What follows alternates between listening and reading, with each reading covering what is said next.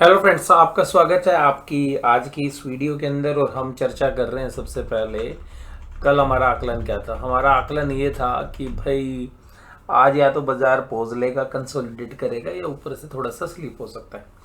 और बाजार देखिएगा सुबह जब खुला तो जो है एक मैं ये कह सकता हूँ कि ऐसे नोट के साथ खुला कि जहाँ बाजार कल बंद हुए थे उसी के आसपास खुले।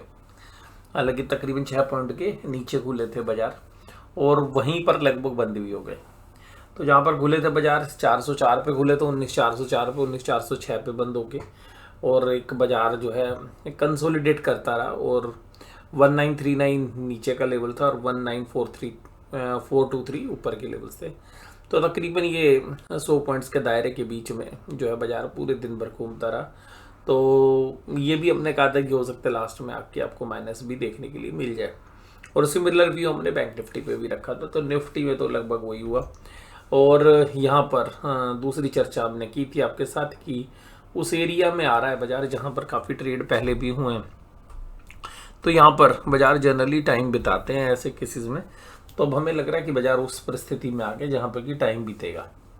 और क्योंकि कल बैंक निफ्टी की एक्सपायरी है और 5 कैंडल्स हम लगातार तेजी में देख चुके हैं, तो हो सकता है कि आपको कल एक पोज मिले, सुबह बाजार ऊपर खुले हैं और उसके बाद जो है वहाँ सस्टेन ना करें। और इसके साथ ही अगर हम बात करें तो आज Axis Bank, SBI, Sun Pharma, ICICI Bank, LTI, Mindtree जैसे शेयर्स तेजी कर रहे थे, यानी कि बैंकों का ही दबदबा था आज। Reliance, HDFC bank, Bajaj finance, ITC और एलएनटी जो है कमजोर थे। एडवांस डिक्लाइन रेशियो देखिएगा बराबरी पर है, हालांकि थोड़ा सा पॉजिटिव साइड ही जाता है। जहाँ पे आज तेजी थी वहाँ पे था Sun Pharma, Bharat Petroleum, NTPC, Doctor Reddy's Lab और इंडसइंड बैंक। भारत पेट्रोलियम इसलिए भी चल रहा है, देखिएगा क्रूड ऑयल के प्राइस लगातार नीचे आते जा रहे हैं। डॉक्टर रेड्डीज में तो मैंने आपके साथ शायद चर्चा भी की थी, मैंने कहा अगर 5,000 के नीचे अगर ये शेयर मिलेगा तो एक वैल्यू पिक बन सकता है। तो अभी तो 5,404 पे और अभी 1.24% की तेजी। पूरा फार्मा पैक में भी आज जो है एक थोड़ा सा पॉजिटिव रुझान था, तो फार्मा पैक में थोड़ी सी तेजी बनी हुई है। तो जो डिफेंसिव है वहाँ पर जो है बड़े प्लेयर्स प्ले कर रहे हैं कि ठीक है भाई कहीं से बाजार को रोकना है। तो सिप्ला, सन फार्मा, डॉक्टर रेड्डीज आज सभी तेजी में थे। इसके अलावा डिफेंसिव में हम देखें तो ब्रिटेनिया भी जो है पॉजिटिव नोट के साथ ही बंद हुआ। लेकिन आज बाजार के अंदर कमजोरी करने वाले भी बराबरी पे खड़े थे। हीरो मोटोकॉर्प हो, चाहे बजाज फाइनेंस हो, जेएसडब्ल्यू स्टील हो, डिवीज लैब हो, रिलायंस इंडस्ट्रीज, अदानी पोर्ट और आईटीसी। और अभी भी हमारा जो व्यू है वो यही है कि बाजार या तो कंसोलिडेट करेगा, यहाँ से पलटी मारने के चांसेस भी हैं, यानी कि रिवर्स मोड में भी जा सकता है। बट रिवर्स मोड देखिएगा निफ्टी के लिए हो सकता है कि परसों आए मूव, बैंक निफ्टी के लिए हो सकता है कल आपको एक प्रेशर देखने के लिए मिले ऊपरी लेवल पर 43737। इसके बाद अगर हम 820 की तरफ जाएं, 920 की तरफ जाएं, ये पूरा एरिया देखिएगा यहाँ 660 के ऊपर बंद हुआ है निफ्टी बैंक। ये पॉजिटिव है क्लोजिंग है, नो डाउट। बट अब इस पॉजिटिव क्लोजिंग में शॉर्ट कवरिंग आनी चाहिए थी, वो आज मिस हो गई। वो तो आई नहीं क्योंकि जो सारा गेम था वो एक्चुअली वहाँ पर हो रहा था जो फाइनेंशियल लिफ्टिंग। तो आज फाइनेंशियल निफ्टी के जो ट्रेडर्स हैं ना उनको बड़ा व्यवस्थित तरीके से जो है मंदी वालों को ट्रेड में ट्रैप किया गया।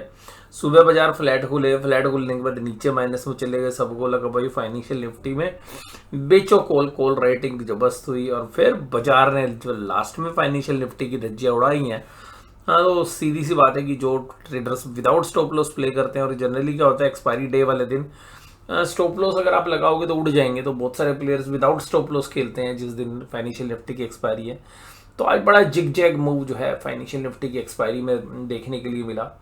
और मतलब मैं आपको ये कह सकता हूँ कि मतलब जो बड़े महारथी जो ट्रेडर्स हैं मतलब ऑप्शंस सेलिंग के अंदर, वो लोग आज जो है मतलब ट्रैप हो गए, क्योंकि आज जाल इस तरीके का बिछा हुआ था। हालांकि जो ऑप्शंस बायर हैं वो शायद एक अच्छा पैसा आज कमाते हुए निकले होंगे, जो भी कॉल साइड में बायर थे। और अगर वो लास्ट तक पेशेंस रख पाए होंगे तो क्योंकि जो है बायर वो जल्दी से निकल जाता है, उसको लगता है प्रीमियम टिके। लेकिन जो बड़ा प्लेयर जिसने पूरी जो बिसात बिछा रखी है वो नहीं निकलता है, उसको तो पता है कि मुझे बाजार को कहाँ तक खींचना है।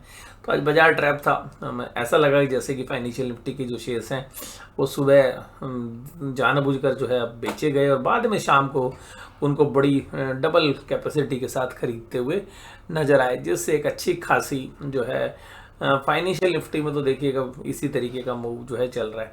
अब देखिएगा जो वीकली एक्सपायरी हैं तो बड़े प्लेयर्स जो है मिलजुल कर इसी तरीके से प्ले कर रहे हैं और एक साइड के सौदे जो है कटवा देते हैं और एक साइड जो है देखिएगा क्या होता है। आप खरीदोगे, कॉल खरीदोगे, पुट खरीदोगे, 3 हफ्ते ऐसे होंगे आपके पैसे बराबर हो जाएंगे।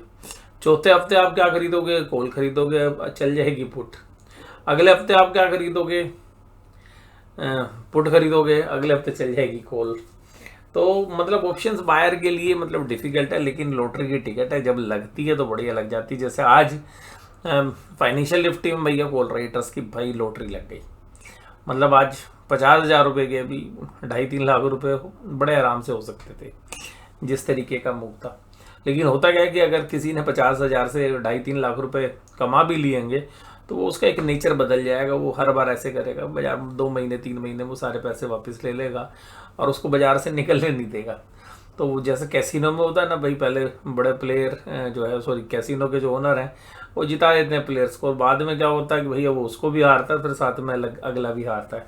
तो जनरली ऑप्शंस बाइंग में हमें ऐसा महसूस होता है कि ऐसा ही होता है। हालांकि होता ऑप्शन सेलिंग में भी है, अगर डिसिप्लिन्ड ना हो तो सीधी सी बात है डिसिप्लिन का गेम है। बट ऑप्शन बाइंग में क्या होता है कि प्रीमियम डीके इतनी तेजी से होता है, आदमी सोचता है मेरा भाव आ जाए मैं निकल जाऊं, या थोड़ा सा प्रॉफिट आए निकल जाऊं, और वो पूरे जो मजे होते हैं प्रॉफिट के वो ले नहीं पाता। और जिस दिन वो मजे लेने की सोचता है कि भाई पूरे प्रॉफिट के मजे लेने, उस दिन वो बाजार उसके फेवर में जाता ही नहीं और सारा प्रीमियम डीके हो जाता है।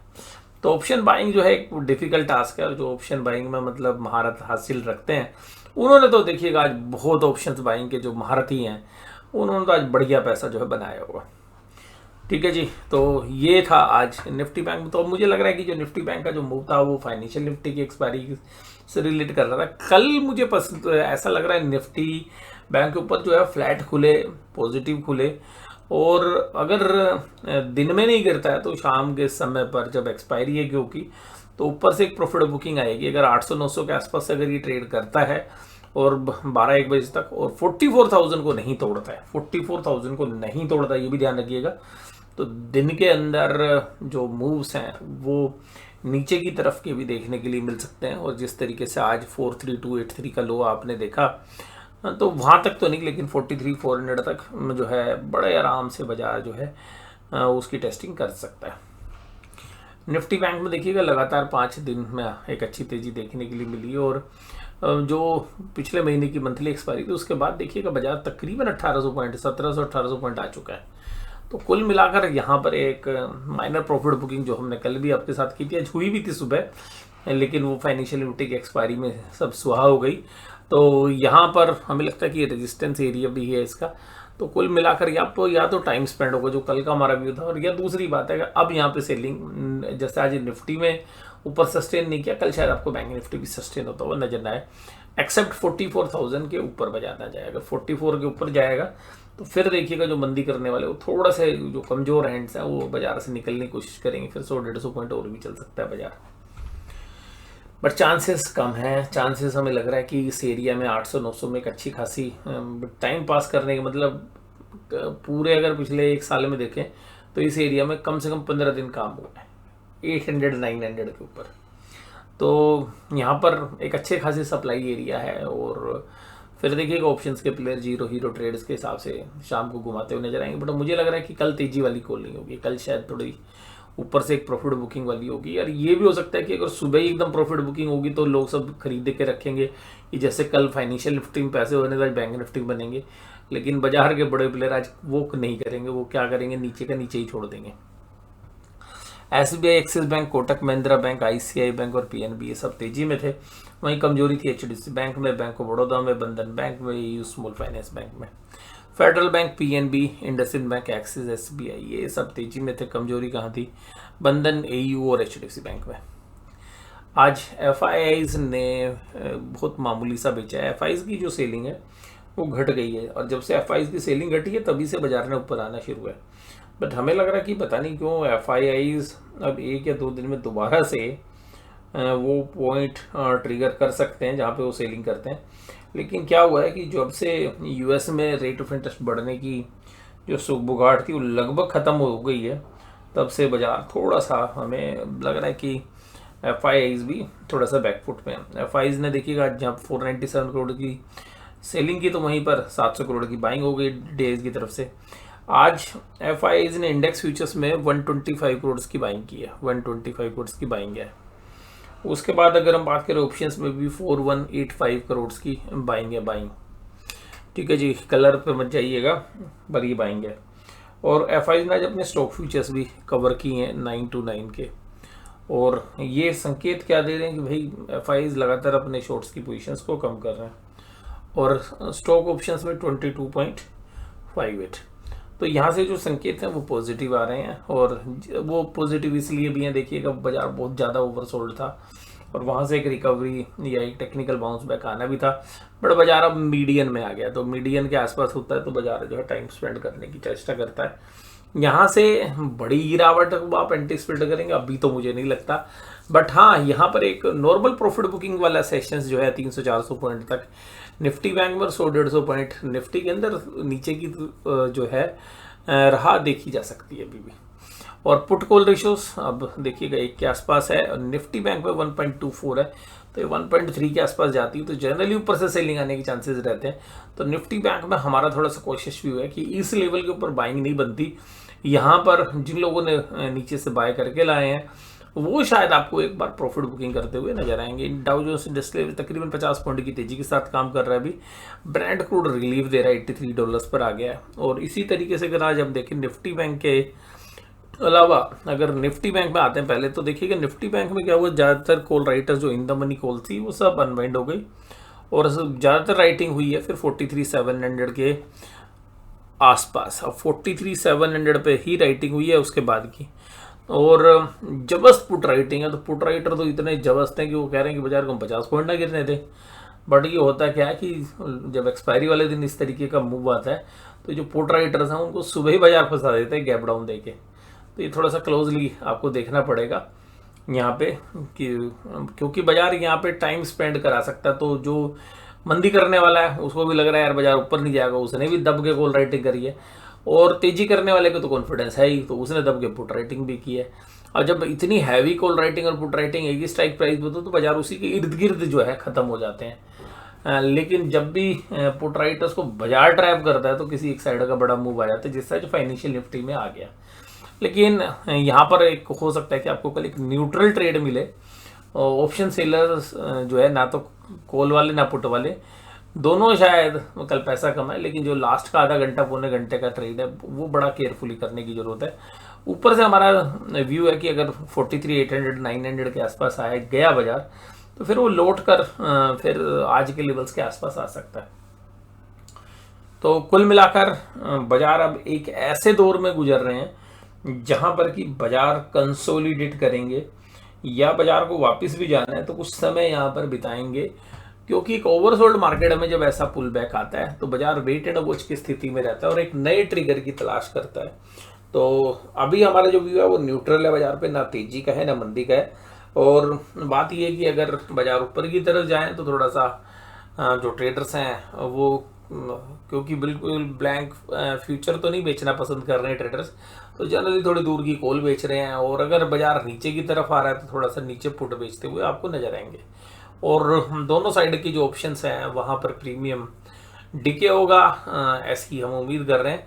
हालांकि जो 400 के लेवल्स हैं 43,400 के निफ्टी बैंक में वो अभी भी क्रूशियल लेवल्स हैं, तो उसके नीचे क्लोज अगर बाजार देता है फिर दोबारा से तो फिर एक वीकनेस के संकेत बन सकते हैं। तो 43,400 से लेके 43,700 तक ये एक ऐसा एरिया है जहां पर कहीं भी क्लोज हो सकता है। 43,800-900 के आसपास जैसे ही बाजार जाएंगे वहां पर सेलिंग प्रेशर देखेंगे। लेकिन क्योंकि जो ये मंदी करने वाले लोग हैं इनके सबके स्टॉप लॉस 44,000 के आसपास लगे हुए हैं, तो अगर 43,800-900 के ऊपर बाजार जाता है और 44,000 के ऊपर टिक जाता है तो फिर ये जो सारी मंदी की पोजीशन है इनको एक बार स्क्वायर करने के लिए ऊपर बाजार 100-150 पॉइंट जा सकता है। लेकिन मुझे ऐसा लगता है कि कुछ चला भी जाएगा तो लौट कर वापस आ जाएगा। अगर कल नहीं आएगा तो 1 या 2 दिन बाद वापस आ जाएगा।